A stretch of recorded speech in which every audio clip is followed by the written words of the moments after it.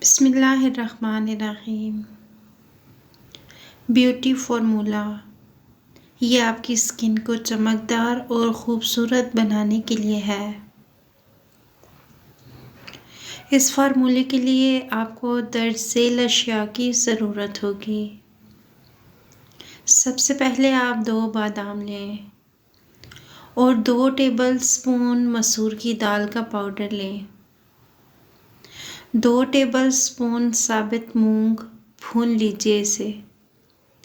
2 tablespoon oats fine powder, 1 tablespoon हल्दी powder, 1 tablespoon चावल का आटा, 1 टेबलस्पून बेसन। तरीक़ाकार, इन सबको अच्छी तरह से मिक्स करें ताकि एक पाउडर बन जाए। आप इसे 2 महीनों तक स्टोर कर सकते हैं। इस्तेमाल, सुबह अपना फेस वॉश करें जैसे आप अमूमन करते हैं। 1 चम्मच फेस वॉश लें और इसमें फार्मूला डालकर पेस्ट बनाएं। इस पेस्ट को अपने चेहरे पर लगाएं और 10 मिनट तक हल्के हाथ से मसाज करें। फिर आप इसे धो लें। नोट, ये फार्मूला आपकी स्किन को बहुत ब्राइट बना सकता है। Homemade face mask. Homemade face mask एक तरीका है जो आपकी जिल्द को सेहतमंद बनाने और दानों को ख़त्म करने में मदद कर सकता है। पहले एक चुकंदर लें, इसे छीलकर ग्राइंड कर लें। फिर इसको छलनी से छानकर जूस निकालें। अब इस जूस में 2 टेबलस्पून बेसन और 2 टेबलस्पून दही शामिल करें। ये मास्क बनाएं और इसे अपने चेहरे और गर्दन पर लगाएं। इसे 20 मिनट के लिए छोड़ दें ताकि वो खूबसूरती के लिए अपना अमल करे।